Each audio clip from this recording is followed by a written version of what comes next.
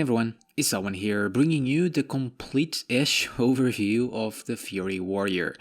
There's a lot to talk about, so let's dive deep into it, starting with the baseline changes, but feel free to use the timestamps to skip ahead in the video for the more Shadowlands specific powers. There's a lot of cool things here for Fury in the printing section, especially when it comes to survivability, as we now get a spell reflection baseline, which is awesome, and there's a powerful silly legendary that will make this party-wide, which can have some very cool uses and some very powerful uses. Ignore Pain also makes its way to Fury, which is nice again for survivability, but its uses will probably be limited due to its high rage cost. There's a Shattering Throw, and I think I don't need to say much about this. It's awesome in PvP, but still having a niche use in PvE when absorption shields are up for a huge hit. Intervene, which is also pretty cool for some extra mobility and some extra utility as well when the situation calls for it. And there's also some other small additions like Shield Slam, Shield Block, which I imagine can have some niche uses in PvP, more so on arms, and Slam, which doesn't really have any use at all. As for core Fury abilities changes, the two biggest ones is of course the comeback of Single-Minded Fury, which is awesome for the people that missed the old one-handed warrior, but gameplay-wise doesn't really change much at all outside of the little buffs each weapon type provides. The other one is on Enrage, having a nerf to its haste component, bringing it down to 15%, which is fine. This spec still plays extremely fast and brutal, and with the new talents and legendaries you won't really notice the difference at all. The spec at its core still is the same sort of playstyle with the same rotational loop, so nothing to worry about too much on there. There are also other small number changes, the biggest one being on an increased uptime on Recklessness from 10 to 12 seconds, which is nice too, and other small ones as you can see there on the screen. So let's get into the talents. So a lot of them have been removed, such as Inner Rage, Endless Rage, and Furious Slash. The former should have been gone a very long time ago. Most of us can agree on that. So let's be real, and we do get some pretty neat substitutes with an overall nice talent tree with a lot of different choices and options depending on the situation and your needs. So Fresh Meat changed a bit to now always provide an Enrage with Bloodthirst when you strike a new target. This is an awesome pick for Mythic Plus or even in the open world, so you can reliably always trigger an Enrage when starting up a fight or as you go from trash bag to trash bag. You can also maximize this effect by purposely changing targets, which makes it extra useful and extra powerful. Impending Victory got a small buff to 30% healing, which is nice too. Massacre is now also providing a small 1.5 second cooldown reduction on your Execute or your Condemned Covenant ability that we're gonna talk about later. So juicy. In general, provides more uses, especially in the small windows of Execute cleaves on trash packs. Frenzy here is to replace your not so fun Furious Slash to also provide 3% haste, stacking up to 3 times. But this time is on rampages, which makes it far more useful and fun, and essentially providing the haste that you lost on the Enrage change rather. But changing targets on your rampage resets this effect, so likely not something you want to take with Fresh Meat in Mythic Plus and so on, but very cool for bosses, single target fights, something to keep up naturally to increase the pace of the spec further, which is very cool. Onslaught is a new ability entirely, only usable during Enrages to provide rage and some big hit, which is fine for the most part to provide again some extra damage inside Enrage windows, especially with a Siege Breaker, but I do personally feel it clutters the rotation a bit since it's already super busy with a lot of presses, a lot of rapid presses, especially as our character grows more and more powerful, so we'll see. Sith is essentially our Azerite trait, simply increasing rage on Bloodthirst and its crits, pretty self-explanatory to once again improve the pace of the spec. Frothing Berserker changed to provide a 20% chance on rampages to refund 40 rage, like Scythe, increases the pace of the spec further, creating a cool synergy with Frenzy. Cruelty then improves Raging Blow to improve its damage inside enrages with a further chance on CD resets, which creates a special synergy with our new Reckless Abandon that not only provides some extra rage, but changes Bloodthirst and Raging Blow inside of Recklessness for more powerful variants, Bloodbath and Crushing Blow respectively. So those, together with Cruelty, will hit extra hard. Pretty cool. As for the last two changes comes to our multi-target tier. Meat Cleaver that now increases Whirlwind damage by 30%, much better than that RNG chance on enrages, and provides 4 buffs of Cleave up from 2, reducing the amount of GCDs you're gonna need to spend on Whirlwinds. As for Dragon Roar, now deals triple the damage on crits, like Scythe, further improving a crit scalability a little bit. Overall, like I said earlier, pretty cool talent options we have in here so far on Fury. Pretty cool indeed. So on to Legendaries. Some pretty cool things here for Fury, or rather Warrior in general, like the party AoE Spell Reflect, which is again a bit insane, the comeback of the Legion Legendary for double Whirlwinds on 3 targets or more. However, our Whirlwind damage is pretty weak, so it's a bit whatever, to be honest. The other comeback is the Hopping Mario Warrior with a total of 3 heroic leaps, providing 2 more charges. I love this in Legion and makes us super silly mobile, especially when you combine this with the new Intervene. And if you mix in Covenant signature abilities like the Venthyr teleport or the Soul Shape from the Night Fae, so yeah, our mobility is pretty nutty. And lastly, on general Warrior Legos, there's the Signet of the Tormented Kings, where activating Recklessness randomly casts Avatar or Bladestorm. Avatar, if it triggers, is pretty neat, it's extra damage, but Bladestorm, I don't really want that where I could be doing better things like Rampage for an Enrage, especially since that Bladestorm would be without an Enrage. Not good. That said, on to Fury specific Legos. Cadence of Fujita. Probably butchered that. Another power that is providing you passive haste. Love me some haste.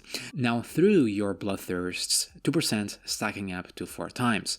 Can be kept up easily as long as you use Bloodthirst on cooldown. However, due to the nature of real scenarios in the game, that is not always possible to keep up. That said, when possible, in combination with Frenzy and Enrages, you're getting 32% haste on buffs alone, which is pretty insane for a very, very fast-paced playstyle. But again, keeping this up, since the duration of it is quite small, of only 5 seconds, can be a little bit tough on very busy fights.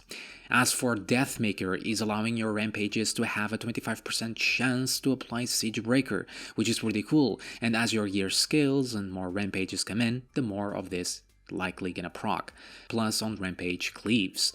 Due to its RNG nature, it's not always possible to capitalize on the benefit, but does allow you to go for other talents in your last tier without losing Siegebreaker effect entirely, which is again cool.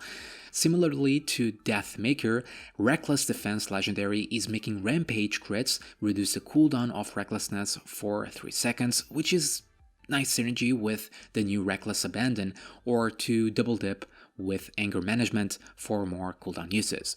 And lastly, Will of the Berserker is providing a 5% crit buff for 5 seconds after you lose Recklessness. Raging Blow will then refresh this buff. Creates some synergies with talents like Cruelty, however, like the Cadence Lego, the duration is a bit too short, where realistic scenarios will make you drop this buff quite easily, which is again a bit sad. So overall, Legendaries, there are some pretty interesting choices and some pretty interesting synergies, but also needs some work, especially the first and the last one that we covered. On to Covenant abilities then. Do keep in mind, some of these are going through tuning. In fact, just yesterday they went through a big tuning phase. But let's talk about the biggest one yet, Condemn, the Venthyr Covenant ability. I don't think anyone is going to complain about going Venthyr for Condemn.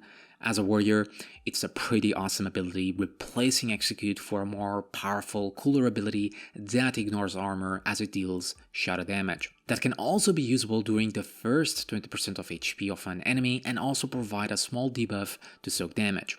You have talents that synergize with this, like Sudden Death for just overall more uses, and Massacre for some nice damage overall increase during your execute windows for a bigger window. Not only that, due to our natural cleave with the whirlwind buff, means you can also cleave it for some big dick damage in dungeons. So you can use this in virtually any scenario. And to top it, the Conduit specific to the Covenant, the Condemned ability, makes Condemn improve its damage by 8% the more targets are present, up to 40%. So yeah, again, very cool ability and very versatile.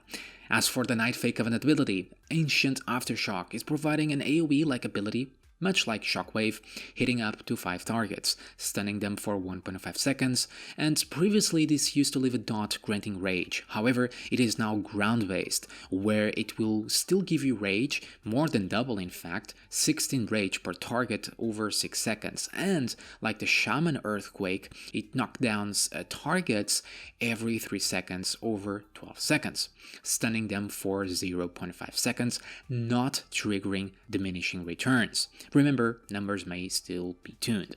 Overall, great for more rage, for more rampages, especially in dungeons and so on, and the utility provided is really nice for dungeons again, serving as a big disruptor-like ability for interrupts and just to keep targets down. Spear of Bastion on the current Covenant is similar in nature to Ancient Aftershock, another AoE-like ability that deals damage instantly and over time inside of its circle, but instead of stunning, it feathers enemies, pulling them closer to the spear, while also providing 25 rage. Awesome again for dungeons, for extra control as opposed to the stun, and damage overall is pretty nice, but less rage provided than in comparison to Ancient Aftershock, so you're gonna do less rampages in comparison, and its damage is now reduced above 5 targets due to the dreaded target cap, which, yeah, not fun. And lastly, there's Conqueror's Banner, which has undergone big changes and may again still, but it's very good to see. It's similar to the way it was working before, but now without any ramp-up time, which is great.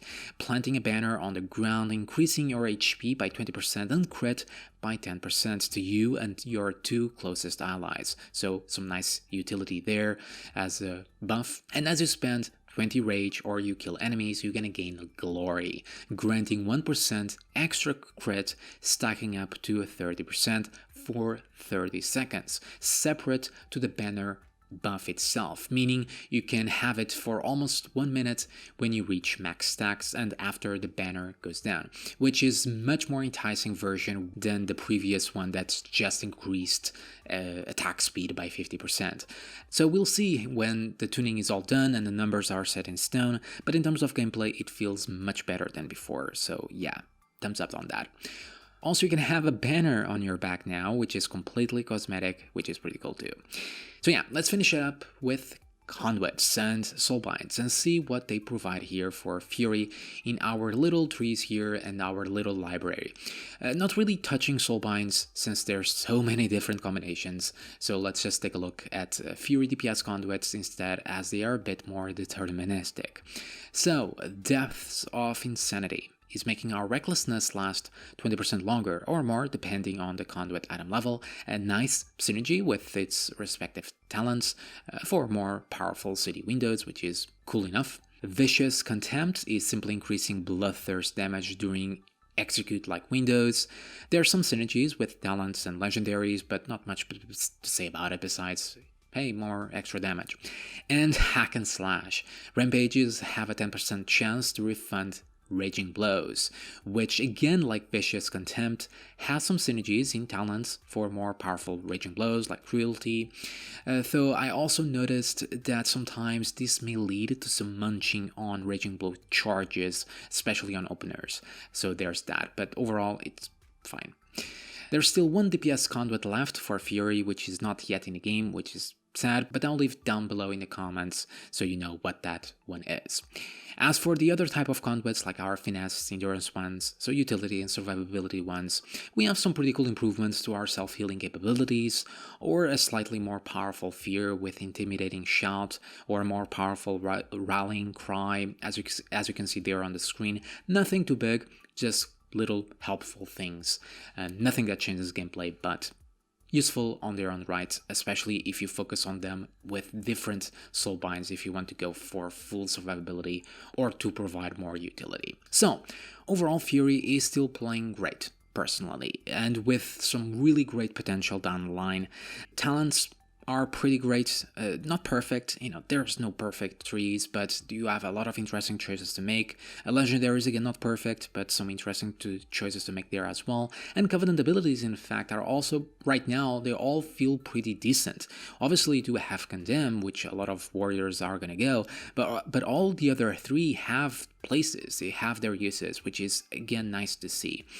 I would still love to see, though, some big ability that can serve as a sort of payoff to Fury, so you're not always stuck inside the Rampage, Rage, Enrage loop. Maybe that can still be added later on, but we'll see. Regardless, pretty awesome indeed. Okay guys, so that covers Fury, and do let me know what you think down below of Fury. Are you gonna main it? Are you gonna play it? Whatever it might be, and as always, thank you for watching, and I'll see you all next time.